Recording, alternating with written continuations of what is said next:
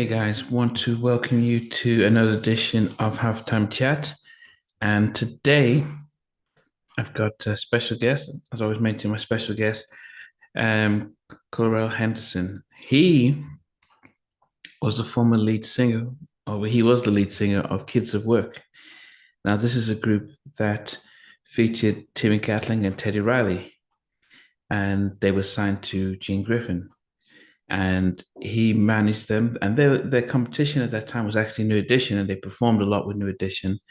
And after Gene Griffin got arrested in prison, so the group disbanded, and the rest is history. How Timmy and Teddy connected and formed Guy, but not much has been heard about Clurel since.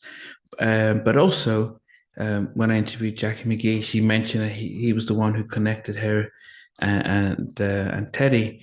So he was in that circle at that time. So it was going to be interesting listening and talking to him to find out about his upbringing, his career, what happened with the group, why he didn't follow through with them. And just probably hearing about what he's up to now. I know he's a vocal coach, but understanding how he got into that. So look forward to the interview and when it gets started. How do you pronounce your name? Nnamdi. Nnamdi? Yes. Okay. I could not forget how to pronounce your name. Yeah, I've been watching the show for a while, man. You got a great show. Okay, I appreciate that. Yeah, I'm sure you heard from Timmy and some of the other people. Yeah. Okay. Yeah, I love the interviews, man. Yeah, I really especially love the Elder Barge interview. Yeah, he's sometimes I pinch myself that actually because I started the year always thinking I would love to interview him just because of his personality and his stuff Yeah. and when it finally happened, just matching his temperament so he felt comfortable speaking and sharing and being able to talk about stuff that he probably hasn't really been able to share elsewhere.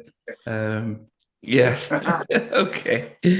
But I mean, it's definitely good to be able to get you on that. And I think I did a little introduction before you came in just to say that most of us who sort of would always start New Jack Swing and Guy would always know that, okay, there was before Guy, there was Kids at Work and you were the lead singer and then, Gene Griffin and everything.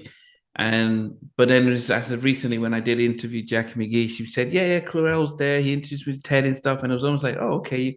So you were in the mix, but then of course people wonder what happened. But not just for one, we know we're about the whole career and the whole package. So we want to start off by asking where you were sort of born and raised. Well, I was born in New York City. I was born in Harlem, but I grew up in Midtown Manhattan in New York City. And, I guess the first person I met was Timmy. But okay, Timmy but was like, I guess. No, but growing up, you mentioned. I mean, growing up in that area, what was it? I mean, as a kid, what did you get into? Were you singing in church or school, or how did you get into? No, I was. I was just singing in the house. I was painfully shy. Okay. Painfully shy. Like I honestly, if I can be honest, the most reason why I'm not a big famous pop star is because I was so shy as a kid. You know what I mean? I was just so shy, like painfully shy. Wow. You know what I mean? And only reason why I even got with Timmy and Teddy and them is because Timmy heard me humming or singing to myself in the street or something like that. And he walked up to me and asked me, do I sing? Oh, did you know him? I didn't know him, no. Wow. He just walked in. That was our first conversation. He said, yo, you a singer? I said, yeah. He said, do you know how to do any Jackson 5 steps? I said, yeah. I said I could learn, but on the inside, I knew them all. That was my greatest inspiration. You know what I mean? And then he asked me that I wanted to audition for his group. You know what I mean? So I went to his house and auditioned for his group. I used to roller skate. I used to roller skate to his house. Wow. I never had money for bus fare or anything like that. So I would roller skate to his house as a kid. And I auditioned. I sang I Do Love You by GQ, and I sang "I Found That Girl" by Jermaine Jackson. That's what I auditioned. And I did well because the record was playing. You know what I mean? But then when it came time to the rehearsals, I was just so shocked. You know, he was the lead singer when we first got together. Wow. Yeah, Timmy was the lead singer. Timmy was the songwriter, the lead singer, the leader. You know what I mean? He organized everything. He got everything together, and he was the man. You know what I mean? He was the man. And if I don't know how in depth you want me to get to in the beginning, but if I you can. Yeah, this is an open show. Take your time. But I mean, I guess in those days, when I first met Timmy, he introduced me to Teddy, but Teddy wasn't really in the group. Teddy, he was in the group before me, but at the time when I met him, he wasn't in the group. He was in this other group. You know what I mean? And eventually he came back to the group. You know what I mean? And then everything's it's split from there. Like in those days, it was me, Timmy, Teddy, Larry, which was Timmy's brother, Gary, which was his other brother, another man named Larry that was a bass player, Greg, that was the guitar player, Pete, that was the drummer. I mean, Swire, which was another singer, and a couple of girls that was in the group, because it was always different girls in the group. So it was like a whole host of people in the group. And one day, I don't know why, but the manager we had at the time, his name was Ron Thomas, he's like a dad to me. He took me, Timmy, and Teddy on a trip to Kentucky. And me, Timmy, and Teddy was walking in the street. We were just walking in the street down there in Kentucky. And Teddy turned to me and Timmy and said, "This is the group right here." Wow. And that's how it ended up being just the three of us. He was like, "This is the group right here." You know what I mean? And it's not like we left the other guys. It's just that we were the most serious and consistent. Okay. You know what I mean? So we just stuck it out. You know what I mean? And that's what happened. And so we went to the studio and we recorded two songs that Timmy had written called one was called Togetherness, and the other song was called She's My Baby, which ended up being on the Kids at Work album. And we recorded the demo in like a half an hour, maybe a half an hour to an hour, because we were so rehearsed. We brought in the band, they played the music, we sang it, knocked it out. 3 weeks later, we got a deal. How old were you when you met Timmy? Huh? How old were you when you met Timmy? I mean, we were all around the same age, teenagers, you know what I mean? All around teenagers. 13, 14, 15, I don't know, you know what I mean? So long ago. Okay. You know what I mean?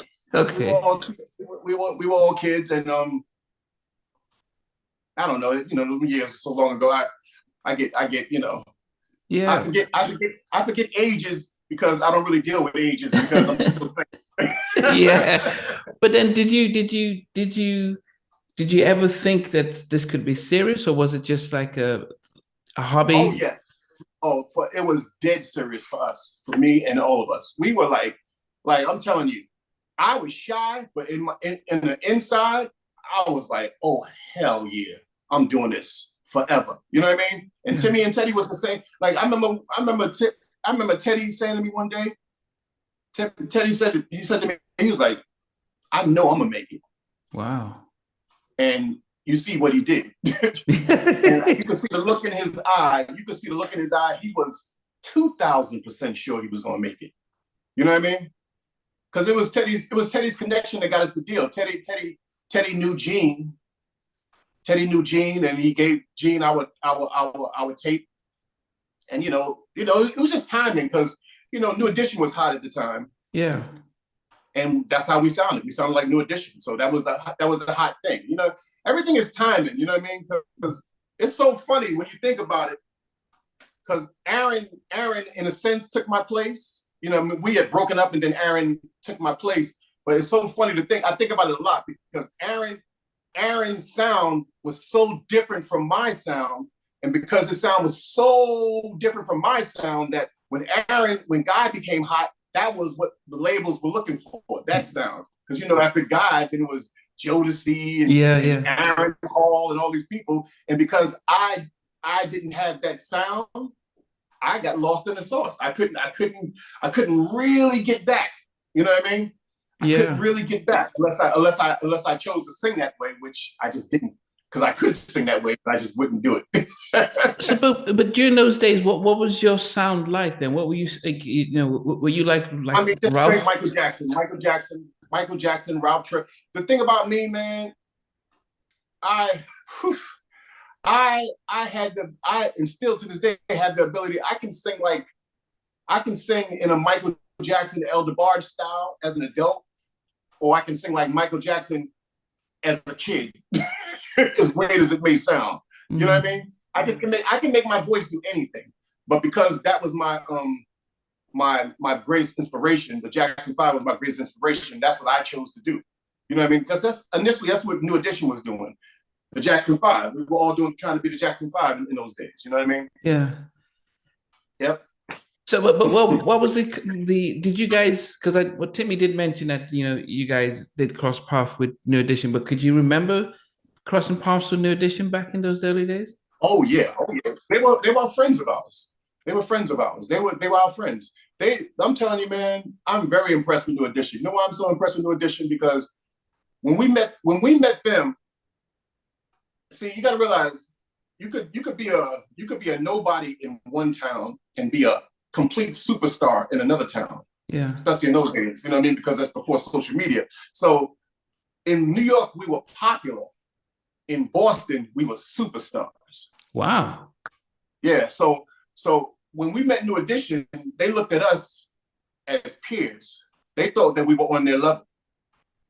You know what I mean? Because the first time we met New Edition, we went to Boston. We went to Boston to do a show, right? And I saw Bobby Brown, and I saw Bobby Brown in the crowd.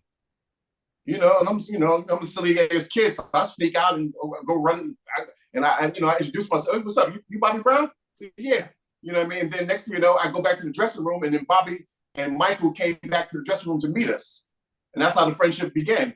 So we did a show. We did the show that night, and honestly, I'm not exaggerating, it was like as if the Beatles were performing. The girls went crazy. They went crazy. It went so crazy that we couldn't finish the show. They snatched us off the stage. Wow. The bodyguard snatched us off the stage and threw us in the limousine, and the girls was running top speed trying to catch up to the limo. You know what I mean? It was crazy like that because we were, I don't know, man. It makes me sad, to be honest, when I think about how big we could have been. You know what I mean? Because look at Teddy by himself. You know what I mean? And then look at Timmy as a songwriter. And even the side of Timmy that people don't know about is Timmy was an amazing performer. Wow. Amazing. He was an amazing performer. You know what I mean? And his vocals were like the guy from Ready for the World. Melvin Riley Jr. Yeah. Try to imagine Melvin Riley Jr., but amazing showmanship and swag like D'Angelo or somebody. You know what I mean? Wow. I mean, amazing. He was amazing.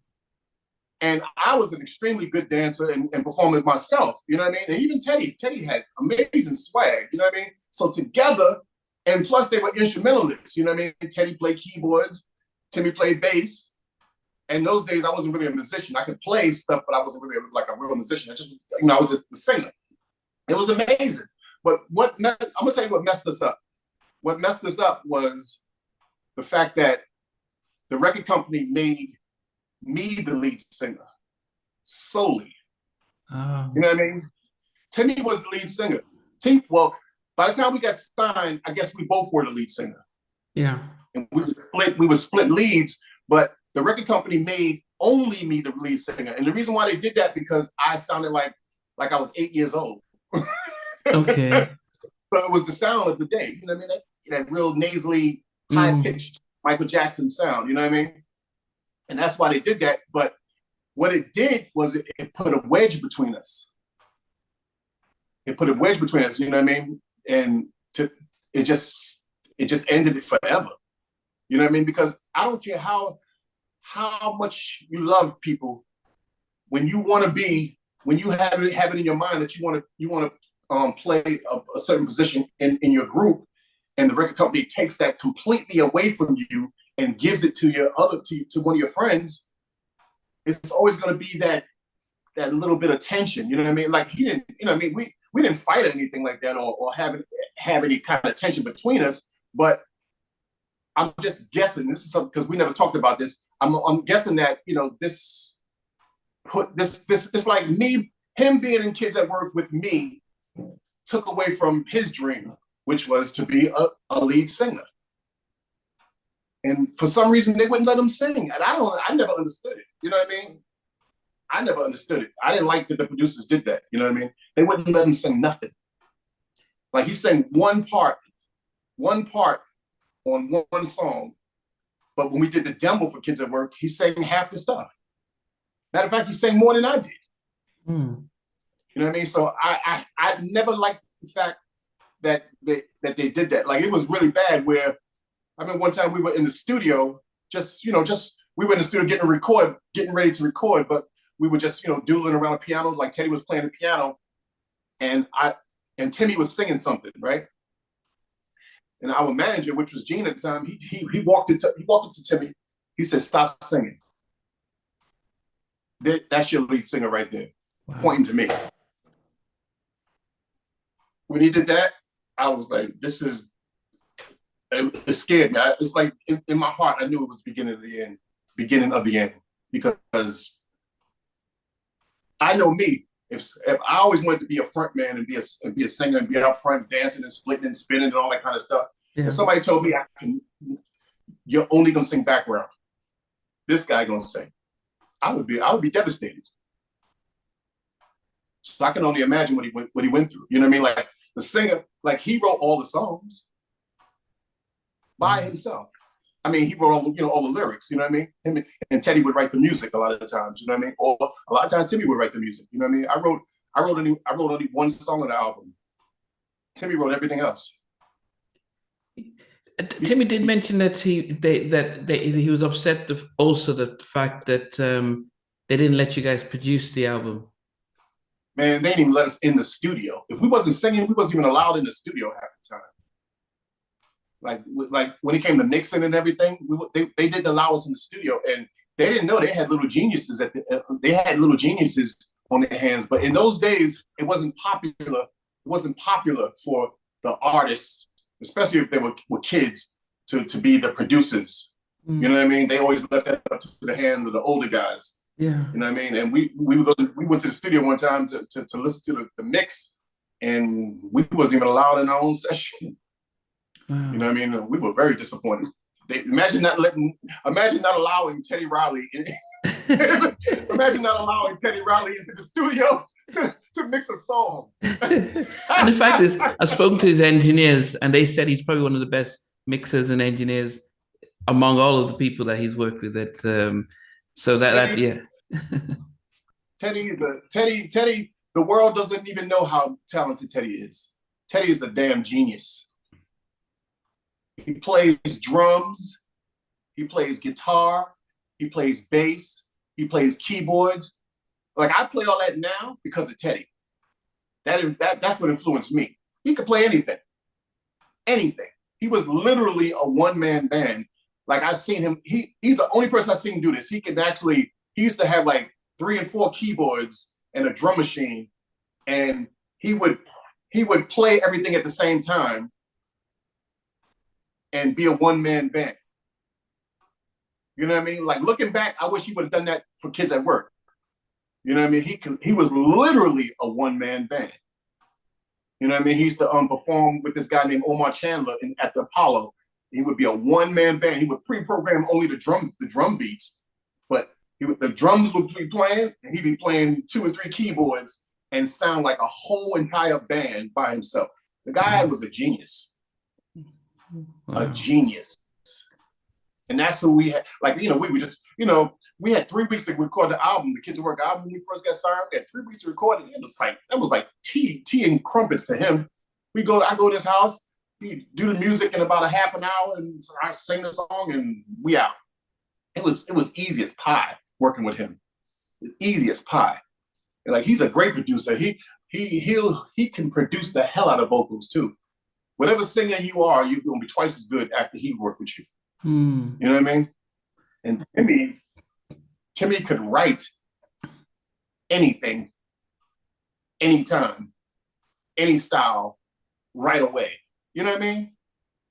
Like, I hate that these guys are not around me now. You know what I mean? But at the same time, they don't know how much I was watching them. I was watching them like a hawk.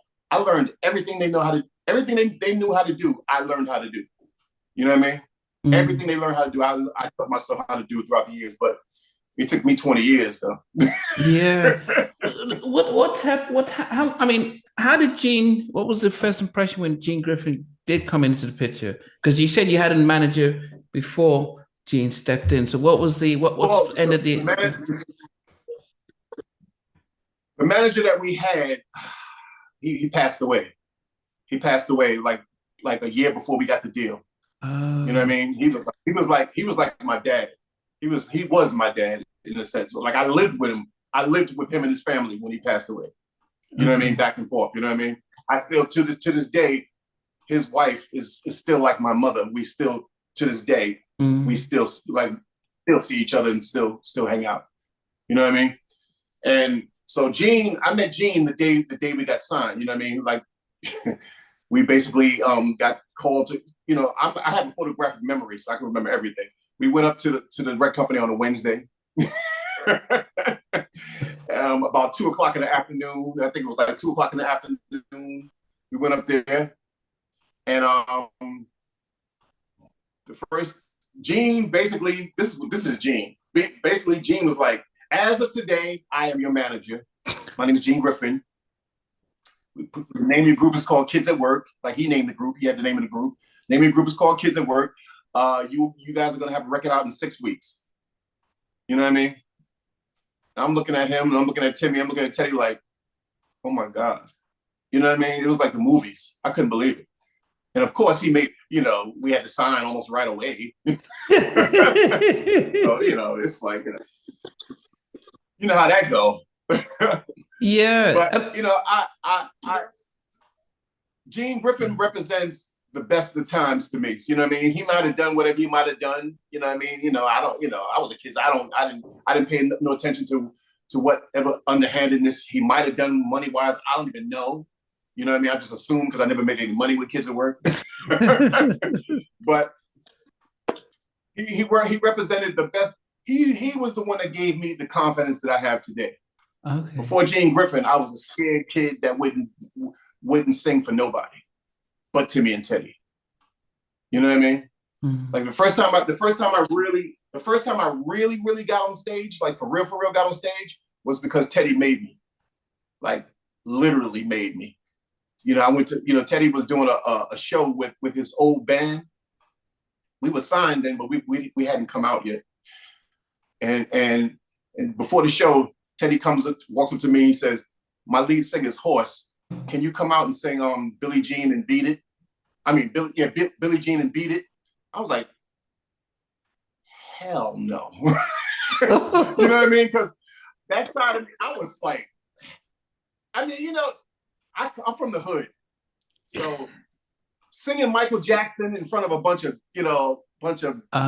your people and thugs and all that kind of stuff it's just not what I wanted to do. I was scared. You know what I mean? I didn't want to be, looked at a certain way. Yeah. He was like, well, I'm going to call you on stage anyway.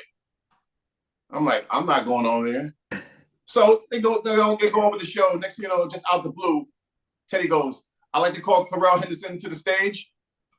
I'm like, He gets the whole damn room to go, come on. I forgot what they were saying, but they was repeatedly urging me to go onto the stage. So I'm like, oh my God. So I get on stage, right?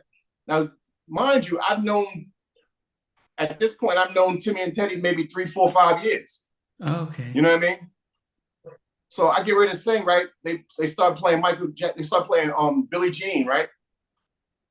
And I start dancing and singing. For some reason, even though I was scared, I danced like almost all out. And when I got off stage, Timmy was laughing really, really, really hard. I couldn't believe it. But at the same time, he was like, yo, I didn't know you can move like that. And when he said that to me, I was like, it struck me. It's like, because Timmy was in a sense like my dancing partner. We danced together all the time. You know what I mean? The fact that he didn't know that I could move like that let me know that all these years I've been holding back. You know what I mean? So from that point on, I've been going all out on stage. You know what I mean? I go all out now. Very interesting times. Yeah. But anyway, okay, go ahead. No, I was going to get to. So I mean, after the record. Yeah. Go ahead. Go ahead. Well, Yeah. I mean, it's up to you. Wherever you want to go with it. Yeah. No, I wanted to get the time. I was going to continue the story of what happened. Yeah. No. But I wanted to see. I'm sorry. How long did you get to? How long did you know these guys? Because most of us would think Kids Away was probably a year or two. But how long would you say that when you first met Timmy that you put out the first album out? I mean, I must have met them. I guess I met them. I don't know when I met. It must have been like 80, 81, 82. I don't know. Okay. I don't know. So early 80s or something early 80s or something like that. I don't know. And so Kids at Work came out with Sugar Baby and it did okay. It was top 50 on the Billboard charts and it did okay around the country or whatever. Then we came out with Singing Hey Yeah. And Kids at Work was getting ready to be the biggest group ever. We was getting ready to be really big. And I mean, like, we were like the number 6 requested song in the city in New York. Wow. And Cool It Now was the number 5 requested song in the city. We were number 6. Wow. And Mr. Telephone Man was number 7. That's how good my memory is. So we were really on our way. And right in the midst of that, Gene got arrested. And Gene believed in us so much that he spent so much of his personal money on us that he started to run out of money. So I don't know what happened. I've heard that he went back and tried to make money the way he used to make money from the streets. You know what I mean? And he got caught. That's all I know. All I know is that at the height of everything, I'm walking to the record company, and Timmy and this guy named Dave Peasley, who was also a mentor of ours and a friend of ours, was standing outside, and Timmy looking all sad. I'm like, what's wrong? He said, the IRS is upstairs. I'm like, what? He said, the IRS. He said, the IRS is upstairs. I go upstairs because I had clothes up there. Some beautiful clothes that they rock clothes. I went upstairs to get my clothes, and the white man opened the door. Who are you? I'm, a singer-signed record company. I'm just coming to get my stuff. They let me come get my stuff for some reason. I'm surprised. I got my stuff, but that was, it was the end. So after that happened, we did a few shows. We tried to keep it going. You know what I mean? Because we were popular around certain parts of the country. We were like the number one group down south. You know what I mean? And so after the Kids at Work thing kind of dwindled down, then it was time to start making demos again to get another deal. You know what I mean? Yeah. But for some reason, the times were changing, the sound was changing, so they didn't want me to sing lead anymore. Timmy and Teddy. Yeah, they didn't want me to sing lead anymore, and it's fine, but you can't give somebody a bowl of cookies and then take it away and expect them to be happy about it. So, I just, I was like, all right, man, well, I quit. You know what I mean? Yeah. So I mean, if you're not gonna let me sing, I quit. You know what I mean? So I quit the group, and they started doing things on their own, and they had gotten a deal on a small label called Rooftop Records, right? So one day Timmy called me, asked me to sing, to come there and sing background for one of their records, right? So I came up there to sing background for one of their records, and I liked the operation and everything. And so I wanted to see if the guy who owned the place wanted to maybe sign me as a solo artist. You know what I mean? So he was like a little iffy. He was like, he didn't know me like that. So he wanted to, get to know me first. So anyway, one thing led to another. Timmy and Teddy had a show at this big club at the time called Red Parrot. It's a very famous club in the mid '80s. And they, Timmy asked me that I wanted to come out in the middle of the show and singing Hey Yeah. That was this hit song we had out. Yeah. I was like, sure, I'll be great. I'd love to, whatever I might have said. So anyway, one thing led to another. The night of the show, right? Timmy and Teddy's downstairs, on stage doing their show. I was upstairs, of course I was a little nervous or whatever. So there was a lot of celebrities there that night. It was like a lot of celebrities there that night, you know what I mean? So when they called me to the stage, Timmy and Teddy, I forget if it was Timmy or Teddy. I think it was Teddy. It's like I like to call Clurel Henderson to the stage or whatever. I don't know. So when I came, it was like a steps that led to us to the stage, right? So I'm walking down the steps to go to the stage, right? And the girls started screaming so much. Just mind you, I'm not a celebrity. I had a little popularity, kids at work, but I'm not a celebrity. I'm not a celebrity in New York at the time. I'm not a celebrity in New York. The girls were screaming so loud that I looked behind me because there was so many stars there. I thought that maybe it was a star behind me or something like that. You know what I mean? Yeah. And I'm looking behind me. Nobody's behind me. They're screaming for me. I'm like, huh? You know what I mean? I hug Teddy. I get on stage. I do a little spin. Me and Timmy get right into step. I sing Hey Yeah. The girls go crazy. And the next day, Timmy is like, yo, you want to be back in the group? I'm like, yep. And then, so we put out a record. It goes nowhere. I never really liked how the record came out and all that kind of stuff. That's another long story that doesn't need to be told. And, then Teddy, because the group wasn't working out, Teddy, he starts focusing more on his production as a producer. You know what I mean? He started doing a lot of production. Like I was there when Heavy D came to do his song, Mr. Big Stuff. Oh. I was there. I seen Teddy do that. It's like it sounded better than if you listen to the record, what Teddy did sounds better than the record. You know what I mean? Because in those days, you do a demo, then you would do it. Then you go in the studio and do it over. Oh, okay. You know what I mean? And a lot of times the demos would always be better than the record. You know what I mean? I was there when Teddy did. Who else he did? Whew, Teddy boy, Kumo D. Who else? It was somebody else. Oh, I was there when Teddy did the show. Oh, How fresh. How, you know what I mean? What did you witness when he did that? That. What did you notice? Man, all I know is I don't remember why I came to Teddy's house, but I know he wanted me to do a favor for him or something like that. I came there for some reason. I don't know what it was. Maybe I had to give him some equipment or something like that. I walked in the door and he was bam,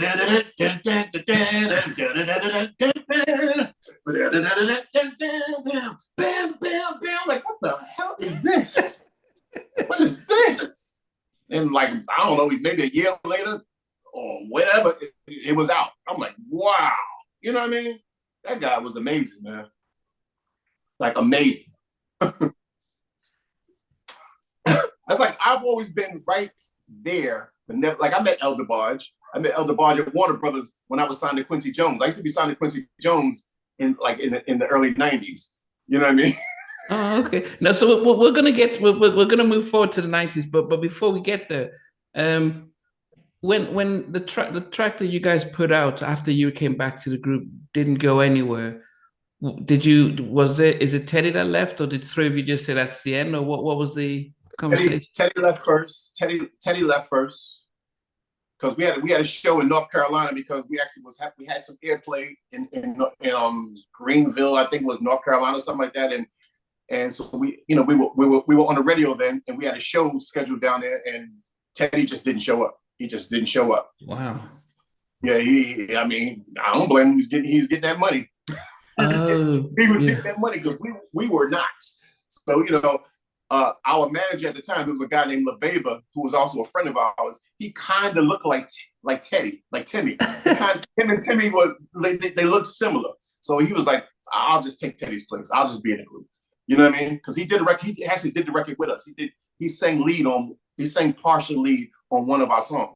Okay. So he's like, it was just, the right thing to do at the time. So he did the show with us. And then, after a while, it wasn't working out. And Timmy, stopped coming around. You know what I mean? Because he was starting to do good. You know what I mean? He's starting to get a lot of work. Whatever. Or whatever he was doing. I don't know. I know he had moved to Virginia and he got married and all that kind of stuff. So he left. Then I stayed.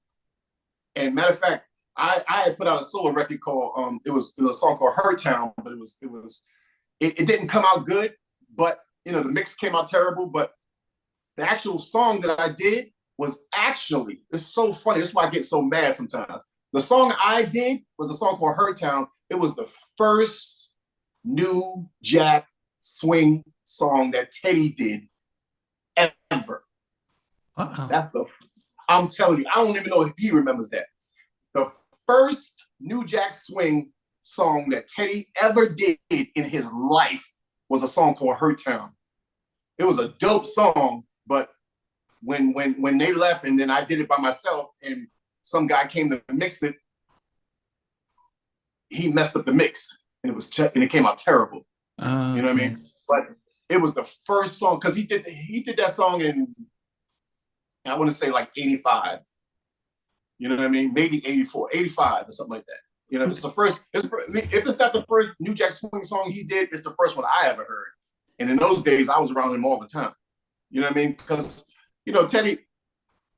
Teddy always had a mature sound with his music. You know what I mean? But that's the first time I seen him swing the drums like that. You know what I mean? It was like, boom, boom, boom, boom, boom. You know what I mean? That's the first time I heard him do that. You know what I mean? And then after that, that's when he did Heavy D.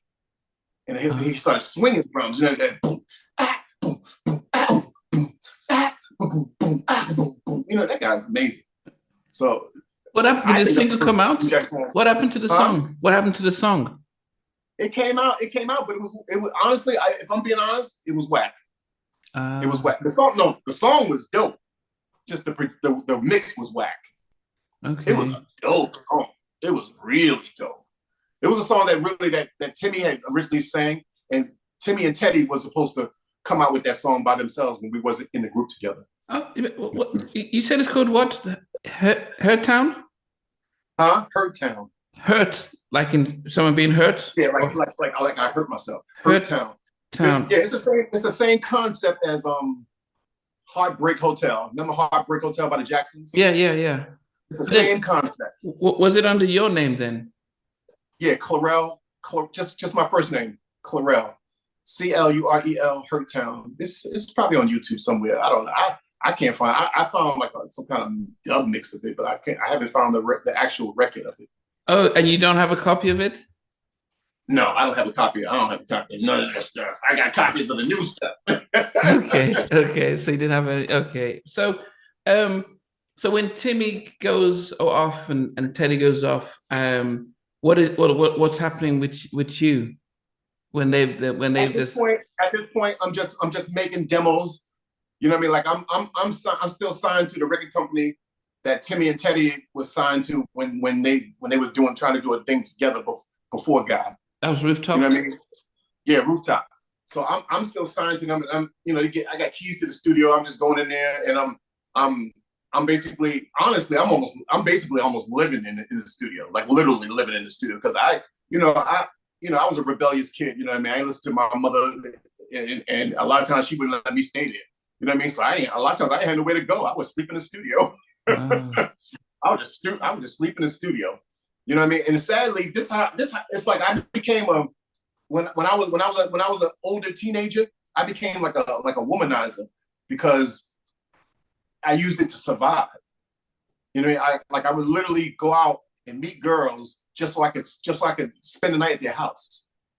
You know what I mean? And yeah, so at this point I was just making demos and trying to get record deals, but I didn't know how to produce myself in those days. I didn't know what the hell I was doing. I had Timmy and Teddy. I was spoiled. You know what I mean? I would just, in the kids' work days, I would just show up. Timmy would show me the lyrics.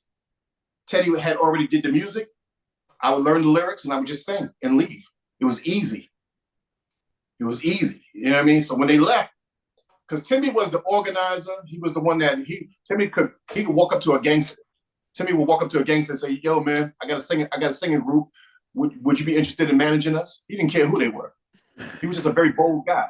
And Teddy was the type of guy he could walk up to anybody too and get deals. That's how we got the deal through Teddy.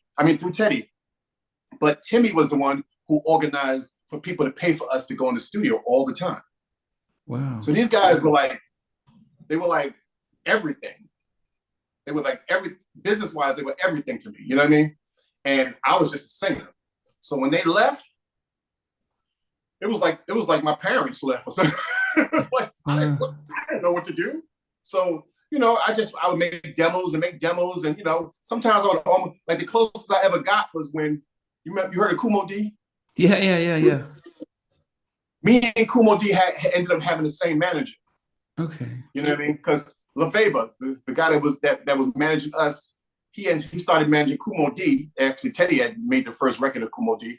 And when Kumo D became a big star, then LaVeba saw me one time in the studio. He said, I should work with you again. You know what I mean? So he put me in this group, and he had gotten he got a label deal with Quincy Jones. You know what I mean? And then I got signed to Quincy Jones. You know what I mean? So I came close, and I don't know what happened. All I know is we lost the deal right before we came out. Wow. We never came out. You know what I mean? And this group would have been another bad group too. Woo! You know, I just stuff like this just kept on happening to me. You know what I mean? I would get right there and lose the whole situation.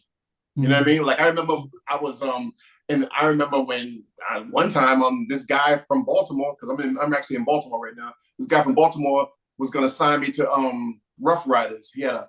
Remember Rough Riders with DMX in them? Yeah. Yeah, he had a label deal with Rough Riders, and it was me. I was singing in a group. I was in a group with this girl named Tasha, a good friend of mine named Tasha. We was in a group together, and we were signed. We were getting ready to sign with Rough Riders under this man's label, and we did the record, and then he died. Wow. He got shot and died. You know what I mean? So it's like stuff like that just kept on happening to me. Like I'll be right there. Nope, psych. Taking it away. Wow. You know what I mean? Like I remember one time, I remember Teddy's company, when Teddy and Gene had their record company, C.H.A.R.M Productions. Yeah, C.H.A.R.M Productions. They called me for a solo deal on MCA. But I was signed to Rooftop. So I couldn't leave. I couldn't leave.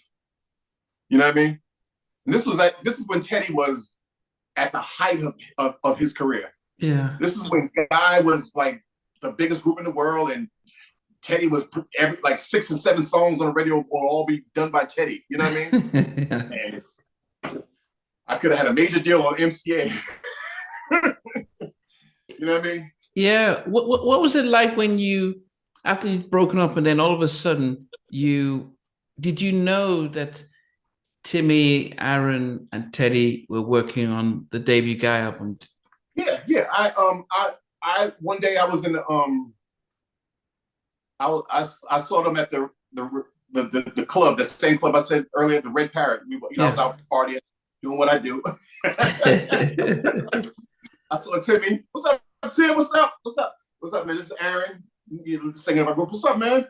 And we all met, and it was me, Timmy, Teddy, and Aaron, and we hung out for the whole night, had a ball, laughing, joking, and everything. You know what I mean? I remember Aaron after the club. Aaron had fell asleep on the bench. He was like this on the bench. And I run up and was like, ah! So we was all cool, and I used to come to Teddy's house and listen, and watch them make their record. You know what I mean? Are you serious? Like I heard, yeah, I heard I Like and Groove Me and all that stuff before it came out, Round and Round and all that kind of. Round and Round was the first song that Teddy showed me from the album. You know what I mean? Yeah, and honestly, it was bittersweet. I'm not gonna lie.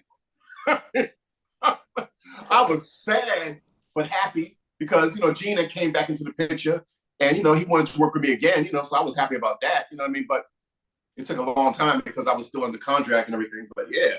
So they couldn't get you onto Guy. They couldn't say, "Why don't you come in and be one of them?" I don't think they would have done that because it's just what it is about people. This is the funny thing about people, and I'm saying people, all of us. People always are victims of their greatest success. Meaning, if you, I became popular in the '80s, so I still wore my hair all long down my back. Okay. But I didn't want to leave. I didn't want to leave the '80s, and Timmy and them was ready to leave the '80s. Timmy and them had the fresh, flat tops. Yeah. You know what I mean? I didn't want to get a flat top. I was always the type of person, I can't walk around looking like everybody else. You know what I mean? I got to have my own identity. You know what I mean? I guess, it's not that they if they would have said, yo, if you cut your hair, I'll let you be in the group with us. I probably would have done it. Reluctantly, I would have done it, but I would have done it. But, but they didn't say that. I guess they figured, it wasn't no room for me in Guy. You know what I mean? I would have done it, but it wasn't no room for me. I was the lead singer of Kids at Work, and Aaron was the lead singer of Guy, and it is what it is. You know what I mean? And I still wanted to be, Ralph Tresvant and Michael Jackson and El DeBarge, and and everybody else wanted to be like, like more like Bobby Brown and that kind of vibe. You know what I mean? I wasn't with it at the time. Well, but I think in hindsight, but at that time, from Michael to Ralph and even El in the Barge, that was the sound that was on the radio and getting pushed. So I guess it wasn't until Prerogative that Bobby's kind of sound really took off, and the sort of, and I think Aaron, with the Gap Band, sort of ushered in that sense of church male vocalists. So where we had the strong church influence in music, that the label said, yeah, we're going to start pushing that. But prior to that, it was the pop, it was what New Edition were doing. It was that type of Michael Jackson stuff because it was more of a pop. I didn't want to do it. I didn't want to do it. Like in the '90s, everything got rougher. You know what I mean? Like, what's it called? Gangster rap was getting popular. Yeah, L. Kelly, Jodeci, yeah. See, in the '80s, the rappers were copying the singers. Mm. In the '90s and on up, the singers started copying the rappers. Mm. I didn't want to do that. I didn't want to do that. I didn't want to be a thug. I'm not a thug, so I didn't want to be a thug. You know what I mean? I wanted to be who I was. You know what I mean? Yeah. And I don't think I fit in. I just didn't fit in for a long time. You know what I mean? I didn't fit in for a long time. I started vocal coaching back in the late '90s. Okay. Because of that.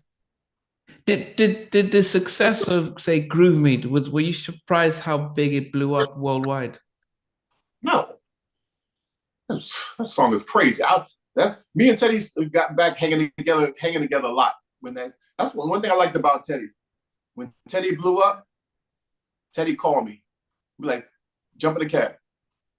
Meet me at the studio or meet me at my house. You know what I mean? I'd be riding in the car with Teddy in his fly BMW when Groove Me would come on the radio. You know what I mean? That's what I liked about people like that. I like people who be the same even when they blow up. You know what I mean? Even Timmy, when Timmy started blowing up in the early '90s, you know what I mean? Doing all this writing for these people and New Edition and whoever he wrote for, you know what I mean? And Christopher Williams and all these people. I'd go see him at his mother's house. We still hang out like the old days. You know what I mean? No love lost. Yeah. But were you aware when he got, what did you make of when he got sort of ousted from Guy? Was that a surprise for you? Because, you described Timmy as being the organizer and the visionary. And when you're talking to Timmy, he talks about how he came up with the idea and everything.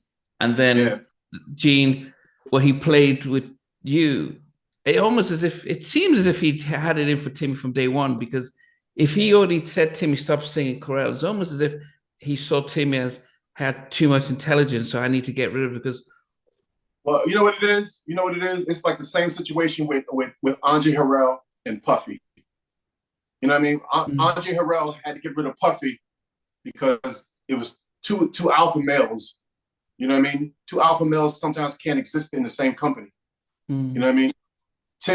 Timmy is an organizer. He's a leader, like type guy. You know what I mean? And you're not telling him what to do. If he don't agree with it, he's not having it. Wow. You know what I mean? Gene was a very intimidating gangster looking guy. Big, strong. He was a black belt in karate. Wow. You know what I mean? He was big, strong, bald-headed, intimidating man. You know what I mean? About 6 feet. You know what I mean? Timmy, just the type of guy, you're like, and wow. You know what I mean?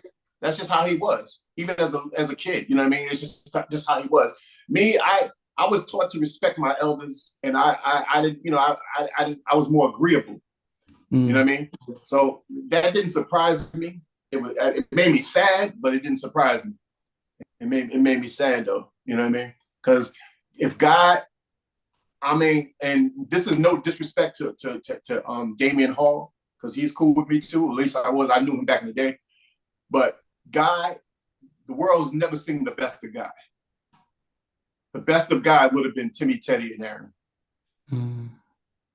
You know what I mean? Because I'm telling you, it's just about it's that showmanship. Timmy had that.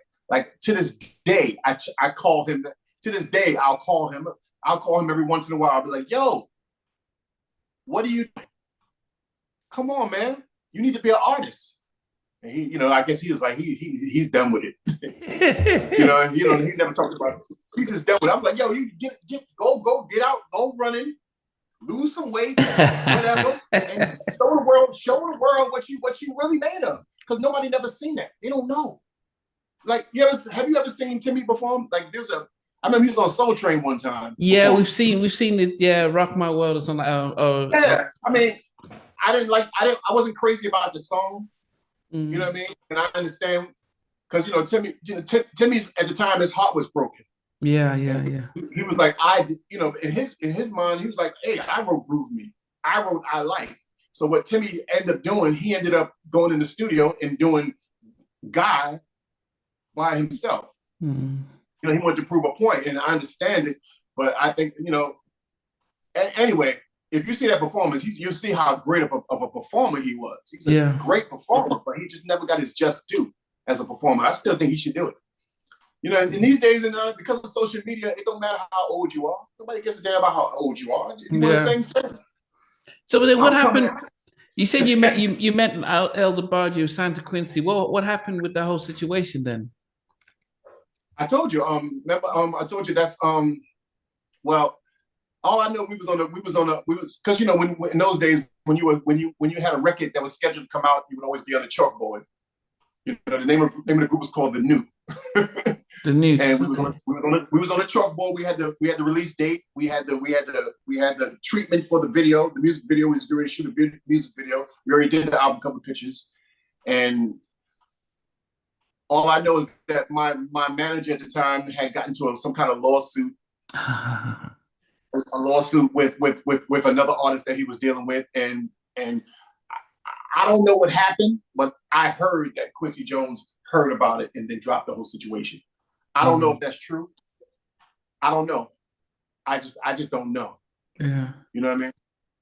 I just don't know. We had a fly song too, but it is what it is. Yeah, but you see, you met with L earlier. I met L at Warner Brothers was having a get together, and Holyfield, Evander Holyfield, a boxer, and George Foreman was fighting. Oh, okay. And I sat. I'm a stupid kid. I come in there and I just sit down. I sat in L's seat by mistake. You know what I mean? And I was like, oh, that's my seat. But he was like a really nice guy, He was like, no problem. I'm like, really nice guy. I'm telling you, Hey, yo, if you see this video, I got heat for you. You need to come see me. I got songs because he's like my biggest inspiration. You know what I mean? I got songs that he would like literally love. I got heat for you, L. I'm telling you, come see me. Okay. That was a bad boy, man. Yeah, I mean, but he also talks. Yeah, if you saw the interview, he talks about his own challenges with Motown not letting him release his own stuff, and also I saw that. I'm like, what the? I always wondered why his solo project back then didn't sound like his album with his family. Mm. You know what I mean? Like now I know why. They didn't let him write. Yeah. It's like a genius. Like, are you kidding me? I've been in the studio with his brother Chico one time. I met his brother Chico in the studio one time. Wow. Genius. Yeah. Genius. These guys are multi-talented musicians and songwriters. Amazing. You know what I mean? It's crazy. Like, are you kidding me? And his brother, oh my God. Which one? His Bobby brother, or Chico? Bobby? Okay, Bobby, yeah. Bobby. Oh, Bobby is literally the greatest falsetto I've ever heard in my life. Literally. I'm talking about from girls and guys. Wow. And literally, when I was a little kid, I said, I am going to have a falsetto like Bobby, a passion like Marvin Gaye, and a tone and height like Michael Jackson. And I worked on that my whole life until I achieved it. Like my girlfriend who I'm seeing now, like she'd never heard of Bobby DeBarge, right? So one day I said, listen to this guy. This guy is one of my biggest influences. I put the song on and she was like, oh my God, that sounds just like you. Wow. I was like, wow, that was the greatest compliment. But that's what I do. I'm able to mimic my voice to anything. You know what I mean? So I can go from the lowest low to the highest high in any style. So I just chose to sing like Bobby DeBarge, L. DeBarge, Michael Jackson, Marvin Gaye, or whoever. You know what I mean? So how did you get into where you are now, vocal coaching? Our vocal coach. When we were kids, we had a vocal coach. Well, I met him in the studio. He wasn't our vocal coach at the time. He was this guy named Craig Derry. He's a world famous vocal coach. He worked with everybody from Michael Jackson on down. You know what I mean? Like LaVeba one time brought me over to Sugar Hill Records to sing background, and this guy named Craig Derry was there. He had to audition me to make sure I was good enough to sing background. You know what I mean? He was like, who the hell is this kid? You know what I mean? So he come in and listen, hey, you ain't singing background unless you can sing. He was like, hit this note. All right, now hit this note. All right, now let me see. Oh, okay. He's the one that got me back. So I kept in touch with him. Like he actually was out there in California with us with the Quincy Jones deal too, coaching us. So anyway, I ran into Craig in the early 90s. I was completely depressed and completely overweight and sad because, I lost everything. I lost the Quincy Jones deal. I hardly ever saw Timmy and Teddy no more because they was out traveling and whatever they were doing, you know what I mean? So I didn't see nobody anymore. And he kind of mentored me, and he would give me vocal lessons, and he would let me use his equipment. And then eventually he taught me how to vocal coach. So I would, the first time I actually had to do a vocal coaching class, I'm the same age as the students. So, so I'm like, okay, we're going to do this. They look at me like, I'm not listening to you. Where's Craig? You know what I mean? So it was hard getting into it at first. Then, after years went on, I started getting a little older. Then they started respecting me more. Because I don't really age, you know what I mean? So, a lot of times these people, even after I got older, people still think I was still a baby, like their age and shit. So anyway, my first big, who my first big client was? Teddy. Oh.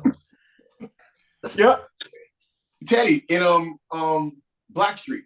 Yeah.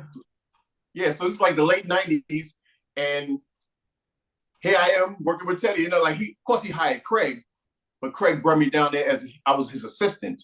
Oh, you know what I mean? And did Teddy know? Was he surprised to see you? I don't know if he knew I was coming, because he did seem kind of surprised. What's up, man? And he get on the phone with his wife. He's like, guess who's here? Clurel. And the first thing she asked, she was like, is his hair still long? He's like, no, he finally cut his hair. It took years for me to cut my hair. But anyway, I work with Blackstreet. Then I remember early millennium. I worked with Ashanti. You know what I mean? Missy Elliott, Khalees. I started working with everybody after a while. You know what I mean? Little Mo. I mean, everybody. You know what I mean? So it was, it's funny. I had planned to only vocal coach for a year. I was like, I'm a vocal coach. I'm gonna do this for about a year, and then I'm gonna, I'm gonna save my money and go back to singing. But one thing led to another. Here I am. I'm still vocal coaching. I'm still here, but it's cool. Yeah, but how is that going though? Is this stuff that you are still able to build on? Are you still working on getting referrals? Because I remember interviewing Rab, who also went into vocal coaching. Rab Stevens, who had the song I can't remember his song now, but Rab, because he was part with he was with 911 for a bit, but then went and did vocal coaching, and he talks about building his resume as a vocal coach as opposed to singing. Is that something that you see that as still expanding as a vocal coach, or? You know what, man? Vocal coaching is what is very unsung. It's very unsung. You can work with, like, look at me. My resume, I work with everybody. It don't matter. You know what I mean? Like, if I don't work with the same people that I vocal coach, let's say if I would have produced them all, I'd be the man. You know what I mean? But vocal coaches don't really get their just due. You know what I mean? Every now and then you'll see, like, this one guy, I think his name is Kenny Hicks. He became really prolific with the vocal coaching. Like he used to do, he vocal coached the Spice Girls back in the day, and they bought him a Corvette. You know what I mean? Nobody never bought me no damn car. But it's all right. You know what I mean? It pays the bills, and it keeps me close to what I love best. You know what I mean? I have a whole studio in my basement, so I got live drums and guitars and and all this stuff, because I only do live music. So I'm still doing it, but vocal coaching is limiting as far as prestige. You can make a lot of money doing it, but it's limiting as far as prestige. But we know somebody like Seth Riggs. I know of him. So he's Michael Jackson, and he was, and I think he was connected with Quincy. So any of those big people who needed any of those sort of big people Quincy was working with, that was the guy based in Hollywood. Yeah. So he was the top of the top of when it came to vocal coaching. Yeah, see, I think people like him, and like Craig Gary, people like him and like them, they planned on being a vocal coach. Mm. You know what I mean? Like Craig has one of the greatest voices I've ever heard. I honestly, I don't know anybody in the world who sings better than Craig. But for some reason, I can't get him in the studio. I can't get him to cut a record. You know what I mean? He wants to be a vocal coach. I want to be on stage. You know what I mean? I still sing and I still do shows and stuff, but the reason why somebody like me has to be on stage as opposed to people like them is because I can't sit still. You know what I mean? When I'm on stage, I'm spinning, I'm splitting, I'm you know what I mean? I do it all. You know what I mean? So it's like I can't keep still. I got to get it out. Like I jump off the stage. I'm like Bobby Brown in 1986 or something. You know what I mean? To this day. Yeah, people might look at people look at you and think, okay, so you were in a group with Timmy and Teddy, but you looked as if they aged and you decided to stand still. And you would have told us, remember told us what as well. Yeah, but I just don't,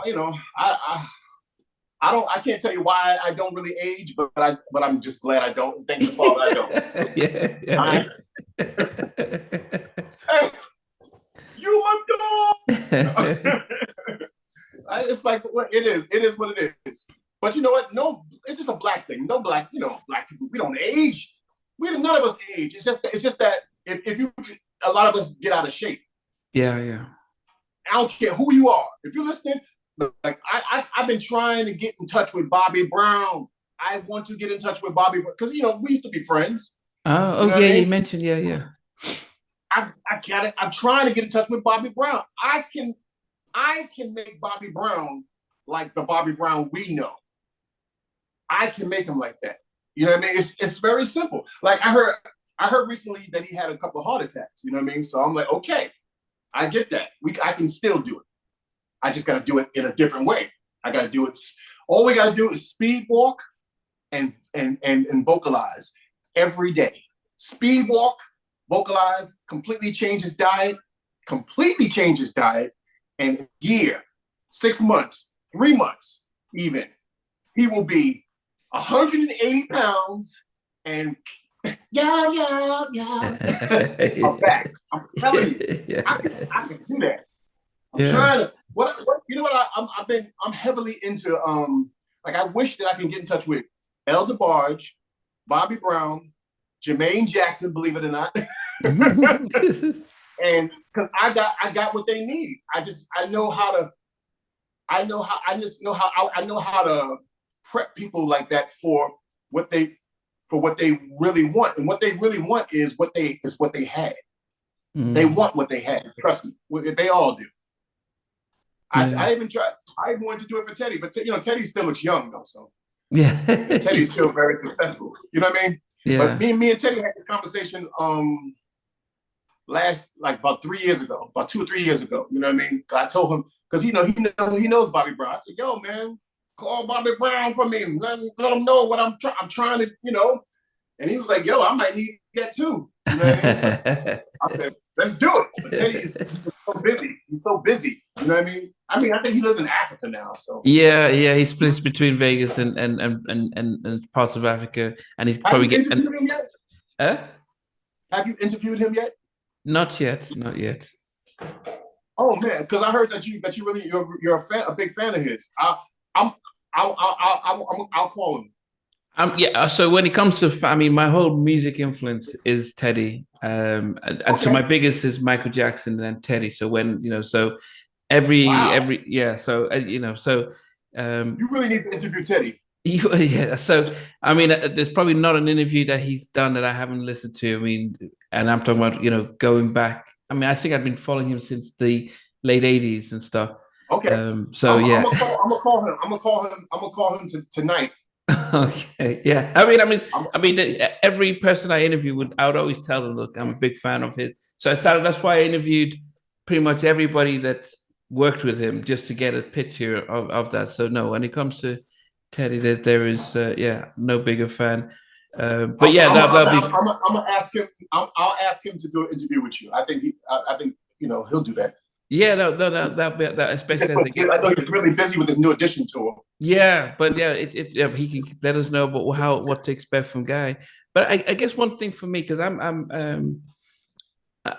so my 9 to 5 is I'm a therapist, and one of the things about my channel is that I've been trying to use this as a platform to really educate the community worldwide about the importance of mental health and the importance of things. And for me, listening to your own story and the setbacks that you've gone through, that I wonder from a personal point of view, how have you been able to manage, especially when you think about the fact that the people that you started off with, how their careers went through and yours didn't.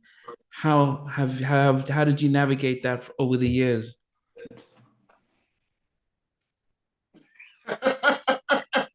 By keeping this girl next to me. Music, man. It's like sometimes I feel very sad. You know what I mean? I remember Keith Sweat used to come watch us rehearse. You know what I mean? I get sad sometimes. You know what I mean? Sometimes even cry. You know what I mean? But when I get that down, I just pick my guitar up, or I go in the studio and I start recording. I record. That's how I get through it. You know what I mean? Thank God that I can do it. See, a lot of other people can go in the studio and they'll play the keyboard and they'll do a beat. It's different when you can actually do like what Motown has done. You know what I mean? Like what I can't play, the only thing I can't play violin and I can't play cello, but I have a thing in my system that's actually, I brought this plugin that's actually a violin and a cello.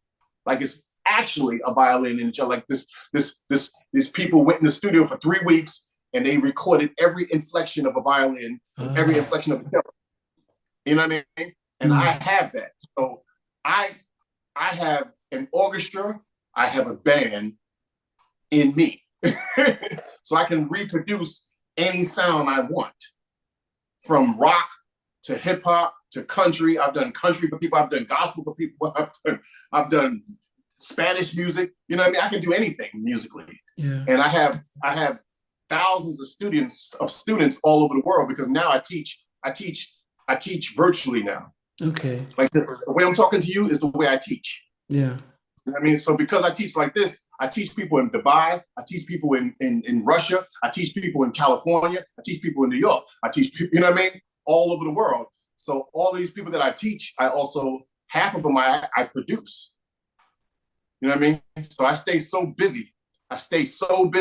And because I'm not aging, and so what I'm doing now, I'm building up my business credit and I'm building up I'm getting into real estate now. You know what I mean? I'm starting to, like I already do Airbnb, but I'm getting ready to do an Airbnb business where it's going to be, high-end vacation rentals all over the country. So what I'm going to do for about a year, I'm going to build my money up so strong with Airbnb. Because the thing about Airbnb is you can make thousands and thousands of dollars and only have to work on it, pay attention to the business, actually like 3 or 4 hours a week. So that'll free me up all the time I need to get back to my music. You know what I mean? Like full time. I'm going to be a full-time artist again, but I can't be a full-time artist as a grown man if I'm not making no money. Yeah. You know what I mean? So once I get my money, see, the thing about me, I still have hope and I still have plans. And I still have, I have goals, I have plans. So that's what kept me going throughout these years. You know what I mean? Yeah. I'm still me.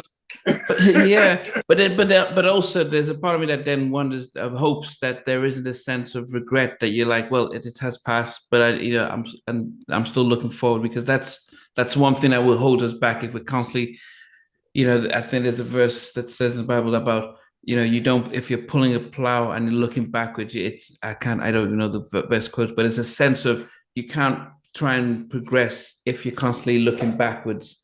And See, you gotta realize honestly, the business of music is very, very, very, very, very, very, very, very, very dark. Yeah. I'm glad I dodged that bullet. You know what I mean? And now with social media, I don't need the industry. I don't need the industry. I am the industry. God damn it! I'll put my own stuff out when the time comes. You know what I mean? It don't matter. Even if I do start to age, so I'll just be an old player. It's yeah. I mean, look at Ronald Isley. Yeah. He got the big white beard now. He look cool as hell. You know what I mean? Look, if Ronald Isley still could come out and be like, "You're contagious," you know what I mean? I could do the same thing.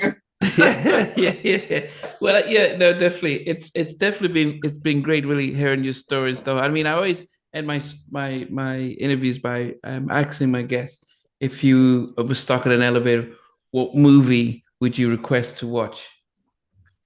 If I was stuck in an elevator, what movie would I request to watch? Yeah, so it's almost like, what's your favorite movie? Because sometimes it's like, let me put on my favorite movie. Wow, favorite movie. That's an interesting question. What's my favorite movie? I don't know. I love Dreamgirls. Which one? There's the original one, and then the the one with Beyonce. Okay. Oh, the Jackson 5 or the Temptations? Okay, but Jackson 5 okay. is You've the movie. named three movies, but which one would you go to Oh, one? whew. Wow. I guess maybe Jackson 5, I guess. Okay, The American Dream. Jackson was an American story, whatever. Okay, American Story, yes. And then finally, what's your all-time favorite song? Got to Be There by Michael Jackson. Okay. Me and My Girlfriend, that's both our favorite songs. That voice is the greatest voice I've ever heard in my life. That's the greatest song I ever heard in my life. Yeah. My favorite is the Lady in My Life of the Phil album. Yeah, oh yeah. Yeah, that's it. I mean, Rolling Stones recently did a list of their 200 the best singers ever, and to their shame, they put Michael Jackson at 86, and so they've. Hey, yo, let me tell you something. I know you got to go soon, but I got to tell you this. There is a industry or elite conspiracy against Michael Jackson, and this is how I know. The month he died, right? He died in June of 09, right? Yeah. Died in June of 09. I did a show with this, like, it's like a cover band show on July 4th for that next month, right? Mm-hmm. We had to do like about 18 songs, right? And the rich people that were there, they requested all these songs for us to do. Michael Jackson, what day did he die? Was it June 22nd or something like that? I don't know. I forget what it was. Something like that. So he had just died. I didn't get one request to do a Michael Jackson song. Not one request. And this was, I'm telling you, I was singing for the 1%.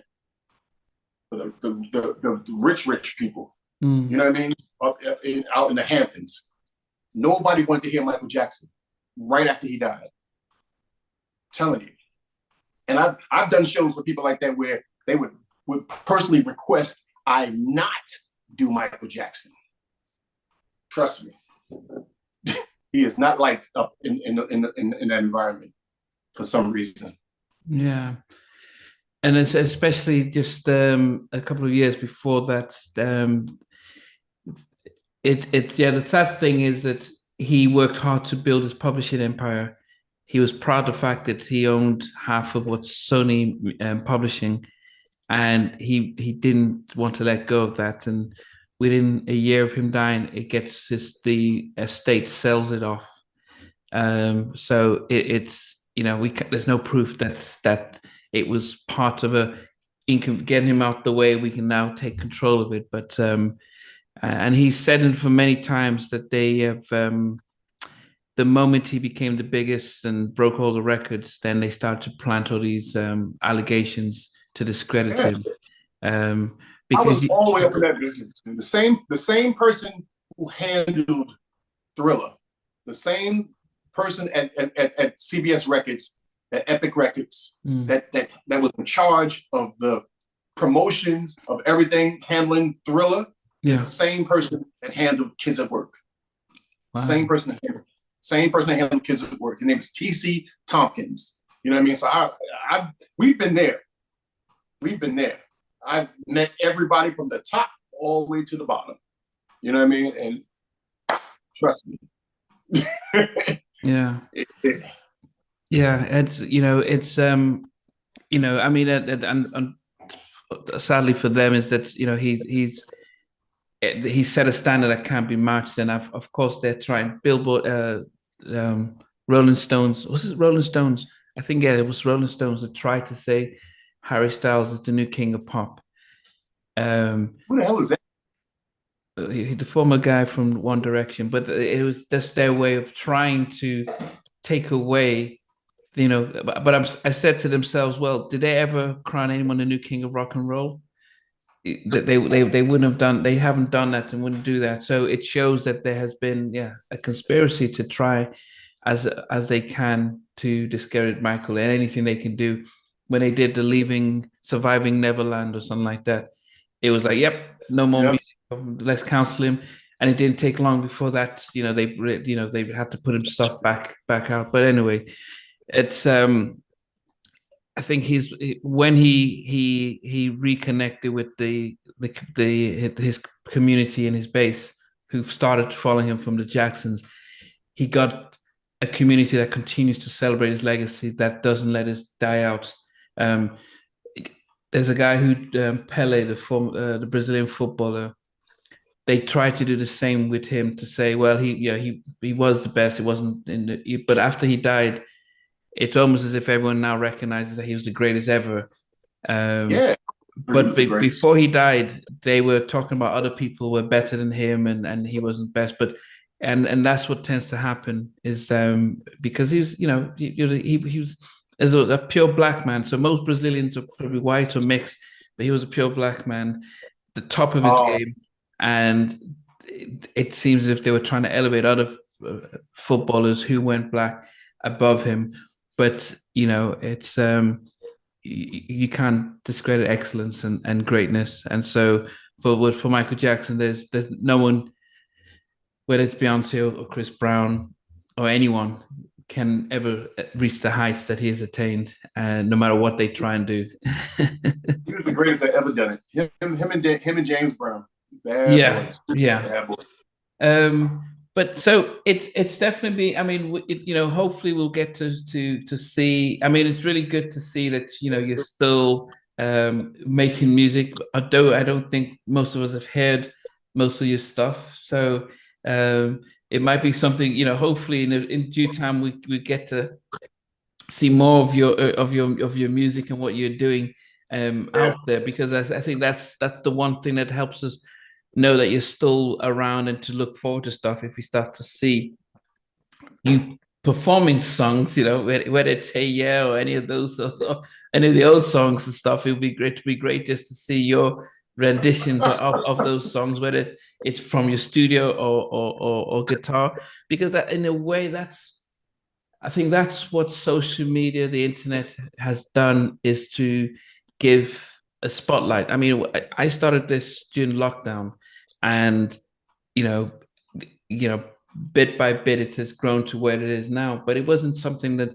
It just means that once you have a public platform, people can see and build on from there. So you've got your music, but you're creating all this music, whether it's your old stuff, you're doing the new stuff. By giving us an insight to what you're doing, it makes us remember and says, oh, okay, and it actually gets people to say, hey, we need to get in touch with this guy, because that's music sells more than anything else. I don't know if you yeah, did you meet Tammy Lucas? I think so, yeah, because she did all the background for Goodbye Love, and Right and the Wrong Way on Q-Sweat's album, and then all the features. I'm pretty sure I met her back in the day. Yeah, I'm pretty sure I know her.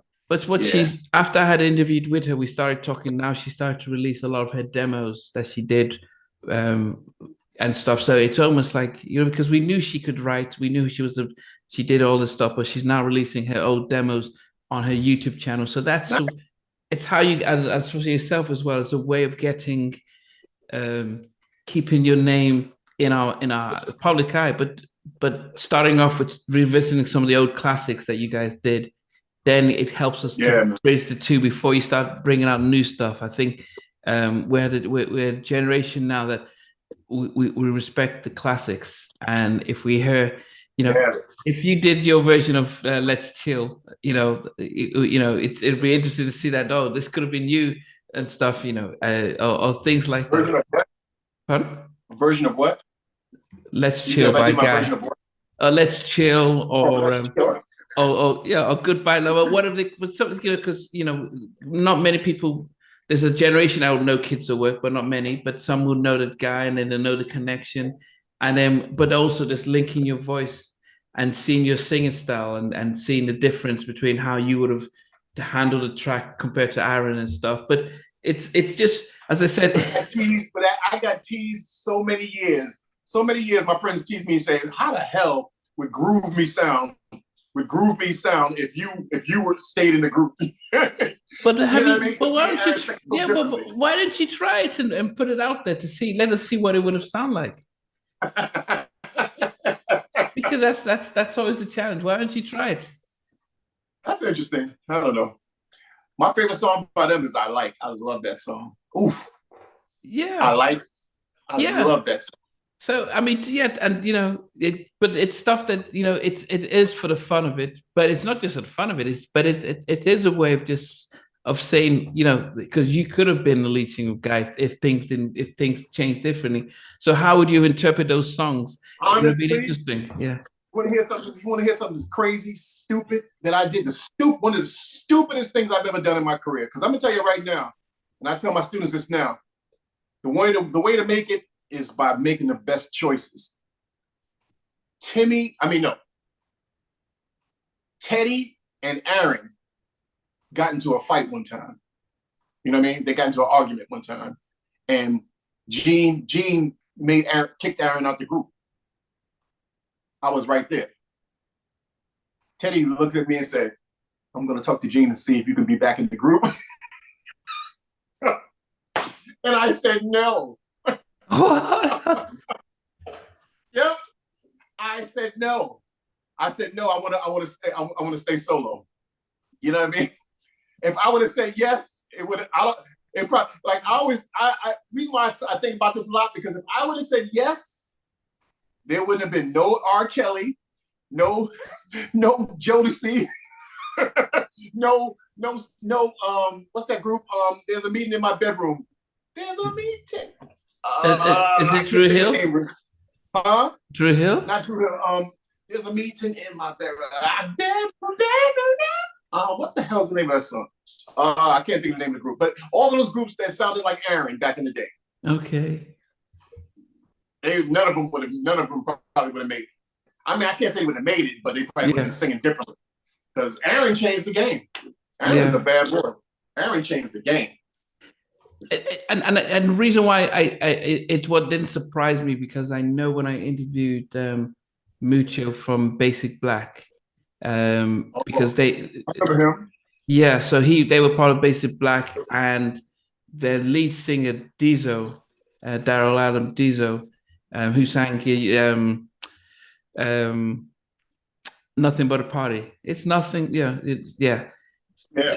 They kept him because they said that he was scheduled to replace Aaron because Gene was put him on a leash. He said you've sort of almost confirmed that actually there was that sense where Aaron could have been replaced, and if you didn't, if you said no, then they were looking at Dizzo as a backup option. So it that probably was after they were signed. Yeah. So this was no. What I'm talking about is right before they got signed.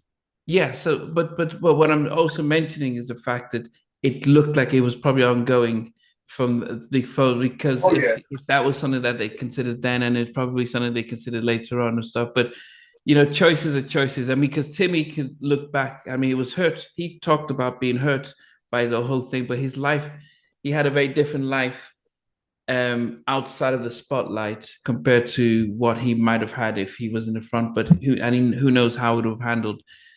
But we